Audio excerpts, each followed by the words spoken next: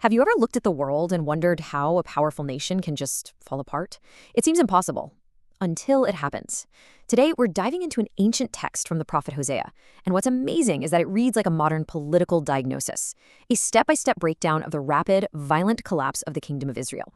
So first things first, we need to get a picture of just how bad things really were. The external symptoms were impossible to ignore. This was a kingdom completely spiraling out of control. Just take a look at this timeline. It's less of a royal succession and more of a bloodbath. After a long, pretty stable reign under one king, his son Zechariah takes over and is assassinated just 18 months later.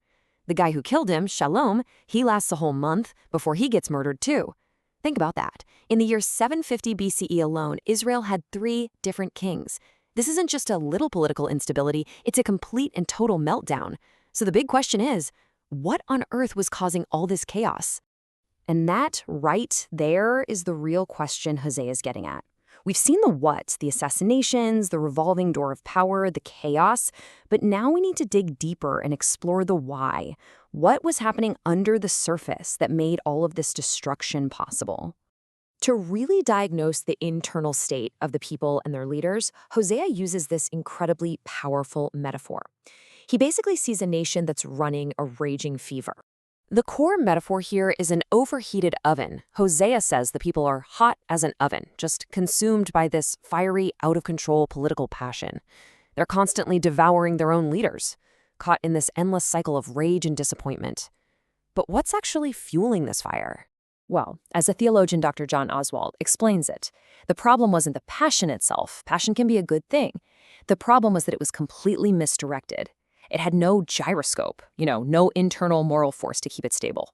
It's like a spinning top without that central point of balance. The nation just wobbled more and more violently until it finally completely collapsed. And this creates this really toxic feedback loop. Hosea points out that the rulers actually delighted in their people's wickedness. Now, why would they do that? Well, think about it. If the people are all caught up in their own moral mess, they're in no position to challenge the corruption of their leaders. When everybody is morally compromised, nobody can demand integrity from the people in power. Okay, so with the kingdom basically burning from the inside out, how did they try to fix it? Well, this next section shows how their solutions only poured gasoline on the fire. Instead of looking inward for a moral reset or, looking upward for divine help, Israel looked outward. Their big plan was to make deals and form alliances with the superpowers of the day, like Egypt and Assyria. But the reality was grim. As you can see, these alliances didn't make them stronger. They just drained their resources and sapped their national vitality. And the absolute worst part? They were completely oblivious. They had no idea it was happening. Hosea uses another brilliant metaphor to describe this whole situation.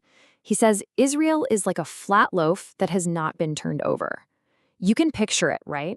On one side, they're burnt to a crisp, totally over-involved with these foreign powers.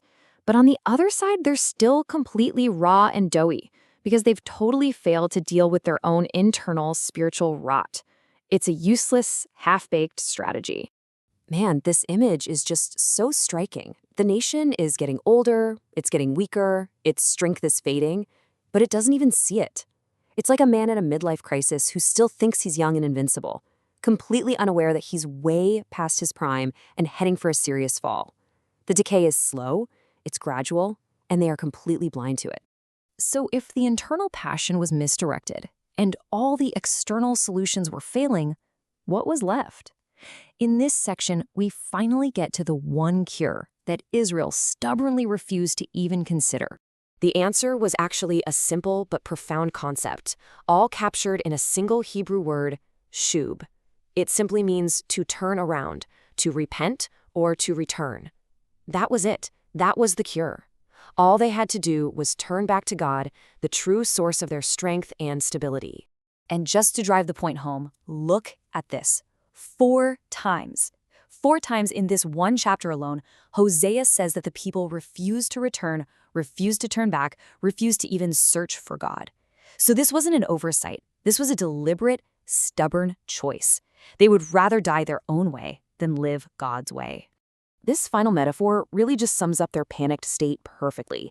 They're like these witless doves, just senseless, flitting around frantically from one potential savior to another, running to Egypt for help, then turning to Assyria, looking for help in every possible direction except the one that could actually save them. So a 2,700-year-old societal collapse, why does it still matter to us today? Because, as we're about to see, Hosea's diagnosis is absolutely timeless. This is where Dr. Oswalt poses a critical question that connects their story directly to ours. If we take God out of the equation, if we as a people don't believe our ultimate security and well-being rest with Him, where does all of that pressure, all of that expectation go? And here's the stark, sobering answer. We start expecting our human, flawed, fallible political leaders to be messiahs. We expect them to provide the security, the prosperity, the meaning that, frankly, only God can. And that is a recipe for guaranteed failure and perpetual disappointment. And that's when the parallels become almost uncanny. Does any of this sound familiar? Expecting our political leaders to be saviors. The endless cycle of kicking one leader out, convinced the next one will finally fix everything. Forgetting that a society needs that moral gyroscope to stay stable. Being consumed by a feverish us versus them political heat. It's the exact same pattern, trying to fix deep internal problems with shallow external solutions. And so Hosea's diagnosis leaves us with a really critical question for ourselves. When our systems seem to be failing, when our leaders inevitably disappoint us, where are we flitting to for help? And maybe the most important question of all, what's our gyroscope?